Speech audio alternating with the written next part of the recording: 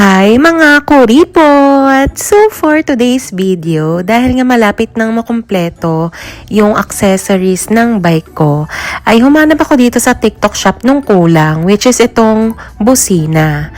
Meron siyang tatlong colors available, red, blue, and black. At dahil nga may touch of red yung bike ko, ay itong color red yung napili kong orderin. Maliit lang siya tingnan, pero ang lakas ng busina niya.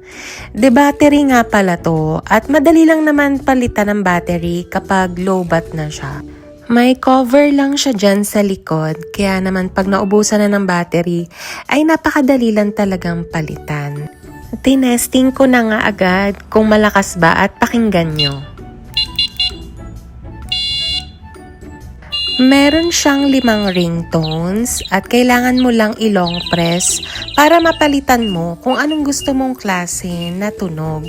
So ayan, pakinggan nyo na lang. Ang gaganda ng mga tunog niya at talagang pwedeng-pwede sa kalsada. O, sa mga nagkukuripot dyan, click nyo na yung yellow basket. Yun lang. Follow for more!